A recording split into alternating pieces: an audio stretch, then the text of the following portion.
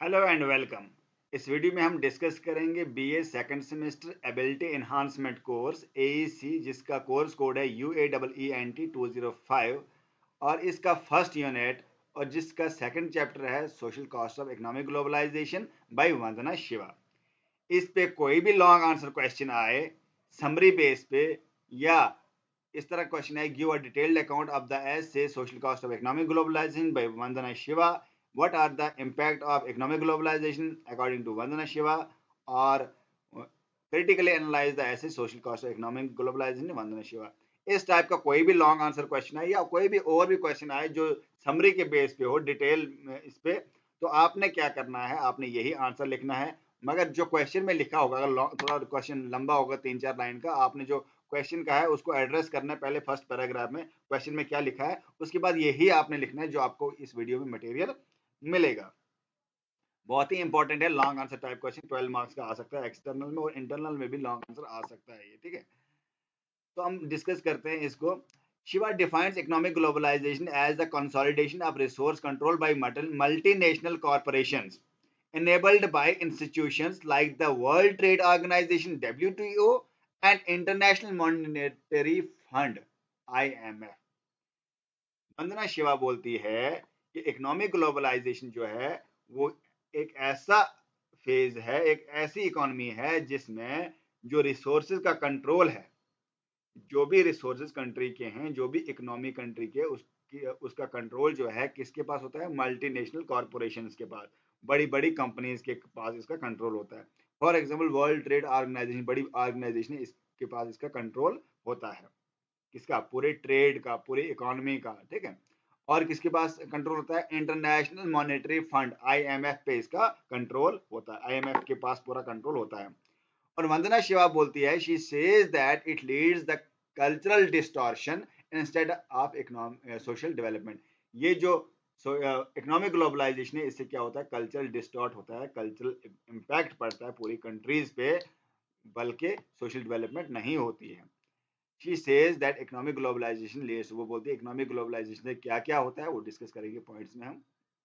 सबसे पहला इंपैक्ट पड़ता है इकोनॉमिक ग्लोबलाइजेशन का इकोलॉजी पे, एनवायरनमेंट पे। इकोलॉजिकल डिवास्टेशन मतलब एनवायरनमेंट पे इंपैक्ट पड़ता है।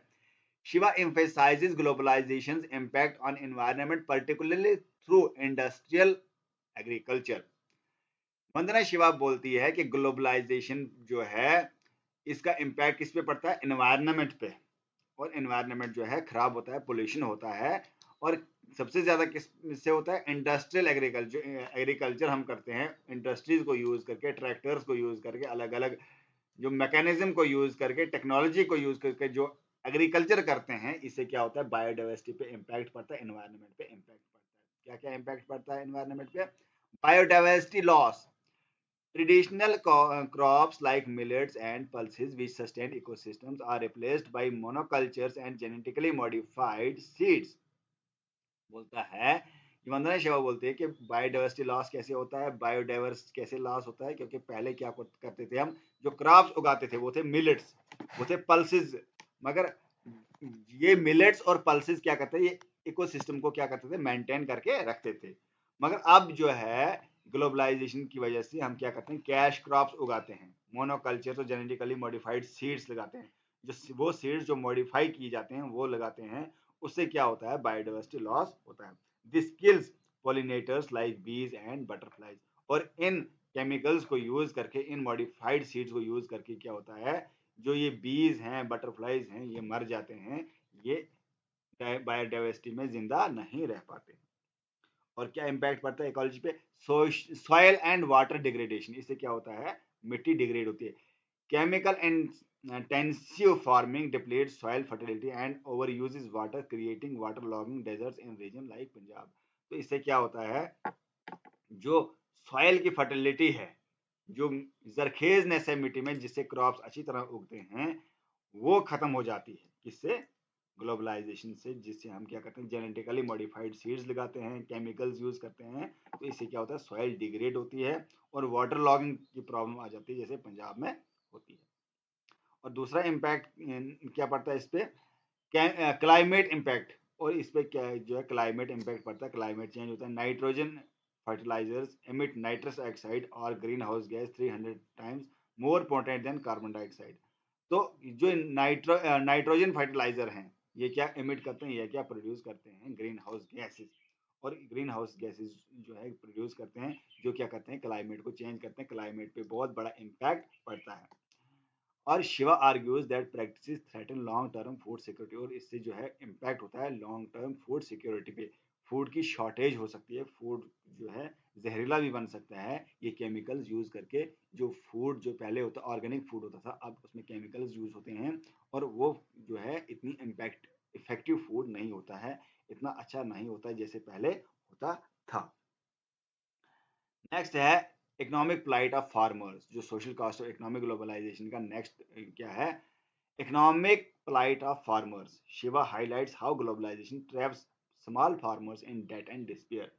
तो वंदना शिवा बोलती है कि जो फार्मर्स हैं, जो किसान हैं, उन पे बहुत बैड इम्पैक्ट पड़ता है सोशल जो इकोनॉमिक ग्लोबलाइजेशन का। क्या इम्पैक्ट पड़ता है फार्मर्स पे? डेट एंड सुसाइड्स, डेट मतलब कर्जा, सुसाइड मतलब आत्महत्या करते हैं। फार्मर्स जो क्या करते हैं, आत्महत्या करते हैं ग्लोबलाइजेशन की वजह से। इससे क्या होता है, कंट्रोल किन के पास जाता है, वर्ल्ड ट्रेड ऑर्गेनाइजेशन और IMF जो इंटरनेशनल मॉनेटरी फंड के पास जाता है। Farmers in Punjab and Warangal lured into growing cash crops like cotton faced ruin when global prices fell, unable to repay loans for expensive seeds and pesticides, thousands committed suicide। तो farmers जो हैं पंजाब और वारंगल के area में वो क्या करते थे, उनको क्या करते हैं, वो उनको क्या करना पड़ता है, कैश क्रॉप्स उगाते हैं, कॉटन कॉटन उगाते हैं कैश क्रॉप्स, क्योंकि वो वही मार्केट में बिकेगा, ग्लोबल मार्केट में वही कैश क्रॉप ही बिकेगा। वो मिलेट्स, वो सीड्स, वो तो नहीं बिकेंगे। अब उनको ग्लोबलाइजेशन में क्या करना है, कंपटीशन करना है।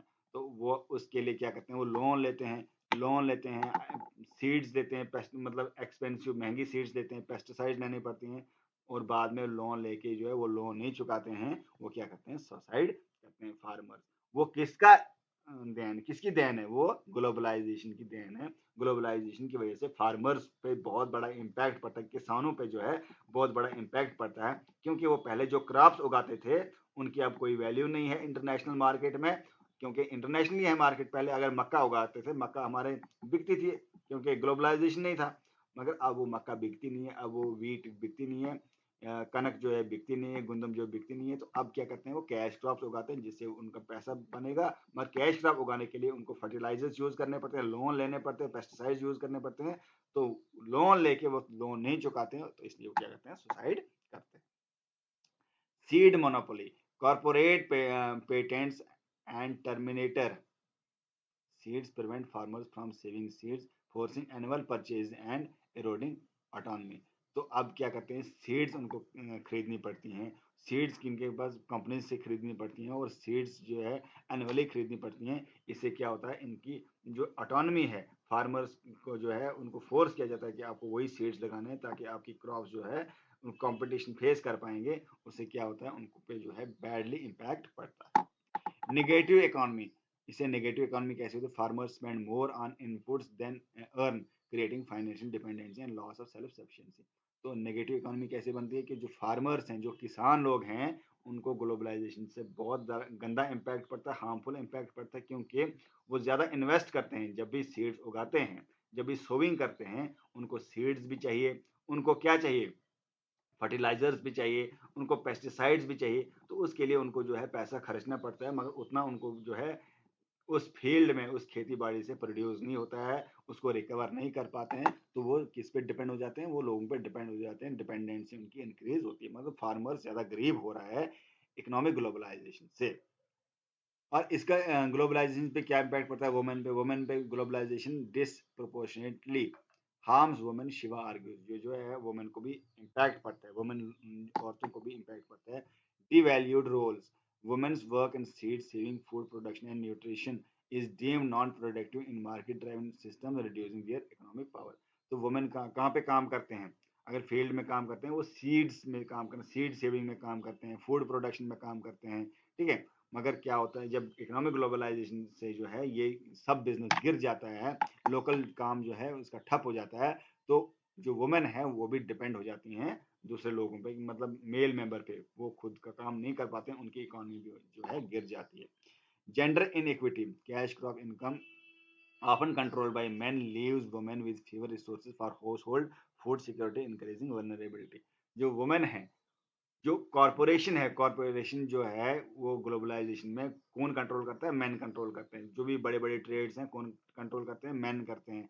तो वुमेन जो है वो स्मॉल स्केल किस्म की जो फार्मिंग करते थे, जो भी स्मॉल स्केल सीड्स उगाते थे, मगर उनका जो है कोई भी वैल्यू नहीं है, उनसे कोई खरीदारी नहीं करता, उनसे कोई ट्रेड नहीं करता है। ग्लोबलाइजेशन की दुनिया में इससे उन पे बहुत गंदा इम्पैक्ट पड़ता है और इसमें जेंडर इनइक्वालिटी होती है ग्लोबलाइजेशन में, क्योंकि मेल मेंबर से ज़्यादा ट्रेड होते हैं, वही ट्रेड करते हैं, वही बड़े बड़े ट्रेड मैनेज करते हैं, तो वुमेन पे बैड इम्पैक्ट पड़ता है। Cultural bias, globalization patriarchal and capitalist framework ignores women contribution to biodiversity and communal resilience।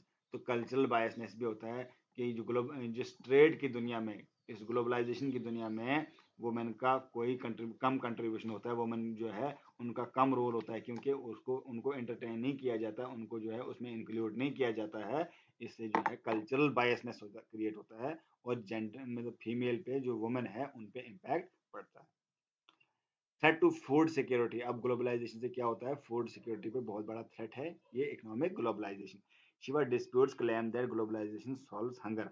तो वो शिवा बोलती है कि जो ग्लोबलाइजेशन से हंगर की प्रॉब्लम सॉल्व नहीं होती है, बल्कि ज़्यादा क्रिएट हंगर की प्रॉब्लम, भूखमरी की प्रॉब्लम ज़्यादा क्रिएट होती है।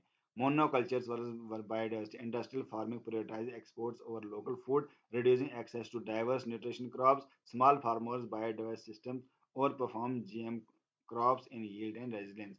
तो जो मोनोकल्चर है वो मोनोकल्चर से जो है प्रॉब्लम ज़्यादा होती है, क्योंकि जो फूड है, फूड की जो है स्कार्सिटी होती है, फूड जो है जो भी मतलब अच्छा क्रॉप होता है वो बाहर बिकता है, वो बड़े बड़े कॉरपोरेट्स खरीदते हैं, वो महंगे दाम पे बेचते हैं। तो उससे क्या होता है? स्मॉल फार्मर्स पे जो है बड़ा इम्पैक्ट पड़ता है, बायोडाइवर्सिटी पे इम्पैक्ट पड़ता है, और आम लोगों का एक्सेस जो है फूड पे कम होता है, आम लोग जो है खरीदारी नहीं कर पाते हैं अनाज का। Persistent hunger. Despite growth, India has millions of hunger people, as do the US and China, showing globalization failure to ensure equitable food access. तो इंडिया ही नहीं बल्कि चाइना में, यूएस में भी बहुत से लोग बहुत गरीब हैं जो कि अफोर्ड नहीं कर सकते हैं फूड इस ग्लोबलाइजेशन की दुनिया में, क्योंकि अनाज के दाम जो हैं वो बढ़ रहे हैं, उनके प्राइसेस बढ़ रहे हैं, क्योंकि ग्लोबलाइजेशन की दुनिया में इधर का क्रॉप जो है इंग्लैंड में बिकता है, इंग्लैंड का क्रॉप यूएस में बिकता है, मतलब अलग अलग पूरे ट्रेड जो है पूरी दुनिया में हो रहा है। तो इससे जो है जो जिस चीज की कीमत कम होनी चाहिए थी, जो खाने पीने की चीजें हैं, अनाज की कीमत कम होनी चाहिए थी, वो बढ़ रही है, और इससे क्या होता है? हंगर हंगर रेट जो है, भूखमरी जो है ज्यादा बढ़ती है, इसकी वजह से, ग्लोबलाइजेशन की वजह से। Loss of sovereignty, resilience on imports and corporate and seed weaken nation control over their food system. Sovereignty जो है वो भी खत्म होती है, भाईचारा खत्म होता है, मतलब जो आज़ादी है किस्म की, एक किस्म की खाने पीने की आज़ादी, वो भी खत्म हो जाती है, क्योंकि लोग जो है डिपेंडेंट हो जाते हैं, क्योंकि लोग जो है उनके पास पैसा नहीं होता है, वो compete नहीं कर पाते हैं इंटरनेशनल मार्केट से, उनका पैसा डूब मतलब उनका जो है इकोनॉमी गिर जाती है, और वो उनका कंट्रोल फूड सिस्टम पे नहीं होता। कल्चरल एंड पॉलिटिकल इरोजन, इससे ग्लोबलाइजेशन से कल्चर पे बहुत इम्पैक्ट, गंदा इम्पैक्ट पड़ता है। क्या इम्पैक्ट पड़ता है? Shiva frames globalisation as cultural imperialism. Vandana Shiva बोलती है कि जो ग्लोबलाइजेशन है वो वेस्टर्न कल्चर का इम्पेरियलिज्म है, मतलब वेस्टर्न जो कल्चर है, जो इंग्लैंड के लोग, जो यूरोपियन कंट्रीज हैं, वो अपना कल्चर इम्पोज करते हैं थर्ड वर्ल्ड कंट्रीज पे, लाइक इंडिया पे, बाकी कंट्रीज पे अपना कल्चर ही इम्पोज करते हैं, अपना कल्चर को प्रमोट करते हैं, और हम लोग उनके कल्चर को फॉलो करने लगते हैं, क्योंकि जो सोशल मीडिया में है उस उन पे जो है ज़्यादा कंट्रोल उनका ही है। जो हर कहीं जो है, हर फील्ड में, इंडस्ट्रीज पे, कारखानों पे, जो भी मैन्युफैक्चरिंग सिस्टम है, वो कॉरपोरेशन से ज़्यादा कंट्रोल किसका है? वेस्टर्न कंट्रीज का, और वेस्टर्न कंट्रीज अपने कल्चर को ही ज़्यादा प्रमोट करते हैं। Knowledge theft. World Trade Organization TRIPS agreement allows corporates to patent traditional knowledge like India's wheat varieties, facing communities to pay communal resources। तो मतलब जो इंडियन के फूड है, इंडियन किस्म का फूड है, उसको कम तरजीह दी जाती है, जो इंडियन रिसोर्स है उनको कम तरजीह दी जाती है, जो वेस्टर्न रिसोर्सेज हैं, वेस्टर्न प्रोड्यूस्ड क्रॉप्स हैं, उनको जो है ज़्यादा प्रेफरेंस दिया जाता है, और वही ज़्यादा बिकती हैं, उनको हाई ब्रीड बोला जाता है, हाई ब्रीड के नाम पे उनको बेचा जाता। Loss of autonomy, decision making shift to global institution, reducing local democratic control. तो ऑटोनॉमी जो है लूज हो जाती है। ऑटोनॉमी मतलब अपनी खुददारी। जो लोग फार्मर्स अपने तर्ज से खाते पीते थे इंडिया में, हर कंट्री में अपने तर्ज से रहते थे, वो अब उनका वो जो है वो ऑटोनॉमी खत्म हो रही है ग्लोबलाइजेशन की वजह से, क्योंकि उनको पूरे दुनिया को ट्रेड देख के अपनी जो है ट्रेड करना है, बिजनेस करना है। Homogenization. Globalization erases diverse practices, replacing them with profit-driven model, which Shiva likens to colonialism. तो ग्लोबलाइजेशन से क्या होता है, अलग अलग प्रैक्टिसेस जो है वो खत्म हो गए हैं, और ये जो है जो भी काम अब किया जाता है प्रॉफिट के लिए किया जाता है। ठीक है, पहले प्रॉफिट के बगैर भी लोग क्या करते थे, बार्टर सिस्टम होता था। जो भी क्रॉप होता था अपनी कंट्री में ही, अपने लोकल में ही बिकता था, और लोकल में ही लेते थे दूसरा क्रॉप। और अब जो है ग्लोबलाइजेशन की दुनिया में इसको जो है कंपटीशन बहुत ज़्यादा बढ़ गया है, और प्रॉफिट के लिए ही काम करना पड़ता है। जो किसान सिर्फ प्रॉफिट के लिए, पैसे के लिए काम करेगा, वो क्यों वीट उगाएगा, वो क्यों मक्का उगाएगा, वो क्यों मिलेट उगाएगा, वो कैश क्रॉप उगाएगा, कॉटन उगाएगा, जो कि इंटरनेशनल मार्केट में जो है ज़्यादा दाम पे बिकेगा। और इससे जो क्या होता है, ये कॉलोनियलिज्म बढ़ रहा है। कॉलोनियलिज्म मतलब वेस्टर्न का कंट्रोल जो है पूरी इकोनॉमी पे, पूरे थर्ड वर्ल्ड कंट्रीज पे, इंडिया पे, बाकी कंट्रीज पे बढ़ रहा है, और उनका कंट्रोल, उनकी इकोनॉमी बढ़ रही है, उनका कंट्रोल बढ़ रहा है, उनका कल्चर जो है प्रमोट हो रहा है। तो पूरी डोमिनेंस जो है वेस्टर्न की हो रही है ग्लोबलाइजेशन की वजह से। मतलब थर्ड वर्ल्ड कंट्रीज, हम लोगों को, इंडिया को उससे ग्लोबलाइजेशन से कम फायदा है, वेस्टर्न कंट्रीज को ज्यादा फायदा है।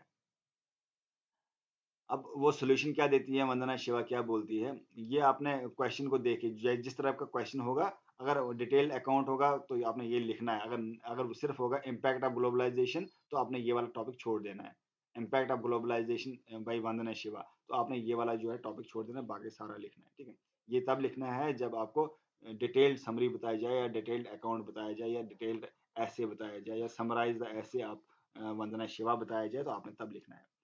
तो बोलती है बायोडाइवर्सिटी इंटेंसिफिकेशन। अब क्या करना चाहिए, बायोडाइवर्सिटी जो है उसको बढ़ाना चाहिए, इकोसिस्टम पे फोकस करना चाहिए। फूड सेवरेंटी मतलब फूड का एक्सेस सब लोकल लोकल होना चाहिए, लोकल लोगों को जो फूड का एक्सेस होना चाहिए। वो लोकल जो भी प्रोड्यूस की जाए क्रॉप्स, उनका जो मार्केटिंग है, उनकी जो वो बिक्री जो है लोकल मार्केट में ज़्यादा होनी चाहिए। स्वदेशी डाइवर्सिटी मतलब स्वदेशी मतलब अपना बनाना चाहिए, बाहर से कम हमें खरीदना चाहिए। ये सब जो है वंदना शिवा प्रपोज करती है। अब कंक्लूजन में क्या बोलती है वंदना शिवा, शिवाज ऐसे powerfully critics economic globalization, social ecological and economic cause, farmer suicide, environmental ruin, women's marginalization, hunger and cultural loss। वंदना शिवा बोलती है कि इकोनॉमिक ग्लोबलाइजेशन पे इसका जो है बहुत ज़्यादा इम्पैक्ट पड़ता है हमारी सोसाइटी पे, हमारे एनवायरनमेंट पे, हमारे इकोनॉमी पे। इससे क्या होता है, फार्मर सुसाइड करते हैं, एनवायरनमेंट डिग्रेड होता है, हमारी वुमेन जो है वो मार्जिनलाइज की जाती है, वुमेन का जो है वो डिपेंडेंट हो जाती है, और हंगर ज़्यादा बढ़ रहा है, हमारा कल्चर लॉस हो रहा है, किसकी वजह से, इकोनॉमिक ग्लोबलाइजेशन से। कौन बोलती है, वंदना शिवा इस ऐसे में।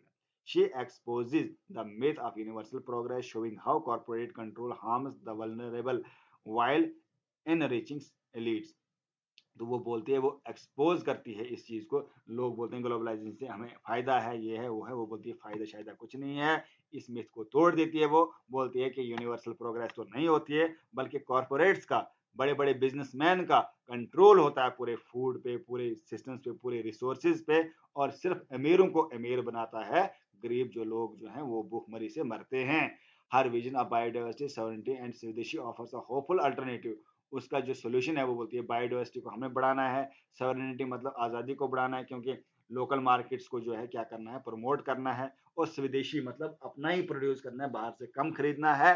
Urging a definition of progress that prioritize people and the planet over profit. वो बोलती है हमें रीऑर्गेनाइज करना है पूरा सिस्टम, पूरा इकोनॉमी का सिस्टम, पूरा इकोनॉमिक का सिस्टम जो है, पैसे का सिस्टम जो है, हमें रीऑर्गेनाइज करना है, ताकि आम लोगों को, लोकल फार्मर्स को क्या हो, बेनिफिट हो, प्रॉफिट हो, ना कि बड़े बड़े मल्टीनेशनल कंपनीज को फायदा हो, ट्रेड ऑर्गेनाइजेशन को फायदा हो, और आम लोग जो फार्मर्स हैं, जो किसान हैं, जो मेहनती लोग हैं, वो सफर करें, उनको जो है दो टाइम का रोटी जो है नसीब ना हो। इस तरह काम नहीं करना है, बल्कि हमें क्या करना है, लोकल मार्केट को बढ़ाना है। द ऐसे remains a seminal call for ecological and social justice of globalised world. ये ऐसे जो है एक कॉल देती है लोगों को बतलाती है कि हमें क्या करना चाहिए, हमें इकोलॉजी को भी बचाना चाहिए, एनवायरनमेंट को भी बचाना चाहिए, जस्ट सोशल समाज में भी इंसाफ लाना चाहिए इस दुनिया में। तो ये बहुत इंपॉर्टेंट क्वेश्चन है, एक टाइप की समरी में मैंने बताई और एक टाइप का लॉन्ग आंसर टाइप क्वेश्चन भी आपको मैंने इसी में समझाया। ये आपने पूरा लिखना है लॉन्ग आंसर, जो 12 मार्क्स का आता है तो आपने यही लिखना है। अगर आपको जो है नेक्स्ट क्वेश्चन पढ़ना है तो आप नेक्स्ट वीडियो में आप देख सकते हैं कि next important question long answer type question में वो पढ़ाऊंगा, वो नेक्स्ट वीडियो में आएगा। और उसके बाद शॉर्ट आंसर्स भी पढ़ाऊंगा, लगभग 3 ही वीडियो में बनाऊंगा इस पूरे टॉपिक पे, और जिसमें आपको पूरा कवर होगा। वही 3 वीडियो आपने देखनी है, उसी पे नोट्स बनाने हैं आपने। इसके क्या करना है, इसके नोट्स बनाने हैं, नोट्स बना के याद करना है। ये क्वेश्चन, ये लॉन्ग आंसर टाइप क्वेश्चन ये आ सकता है, और इसके और में आएगा वो दूसरा आएगा जो मैं आपको नेक्स्ट वीडियो में पढ़ाऊंगा। और उसके बाद जो है शॉर्ट आंसर टाइप क्वेश्चन पढ़ाऊंगा। अगर इससे पहले वाला जो लेसन है जो हमने पढ़ा है, इससे पहले वाला लेसन जो है वो आपको जो है why Germans work fewer hours but produce more, वो वीडियो अगर आपने देखनी है तो वो यहाँ पे आई बटन पे क्लिक करो, यहाँ पे आई बटन पे आपको वो उसका लिंक मिल जाएगा, वो भी आप देखोगे तो आपको फर्स्ट यूनिट भी क्लियर होगा। उस पर भी 2-3 वीडियोस मैंने बनाई हैं, तो इस पे भी 2-3 वीडियोस बनेंगी तो पूरा लेसन कवर होगा। और इस चैनल पे मैं पूरे लेसन कवर करूंगा, इस एईसी सेकंड सेमेस्टर के पूरा सिलेबस कंप्लीट करूंगा। आपको चैनल पे जाके सारी वीडियोस देखनी है और चैनल को सब्सक्राइब करना नहीं भूलना है। अपने दोस्तों के साथ भी इस वीडियो को, इस चैनल के बाकी वीडियोस को शेयर करनी है, और कोई भी डाउट हो आपने कमेंट में पूछना है। ठीक है, तो मिलते हैं नेक्स्ट वीडियो में, तब तक के लिए बाय।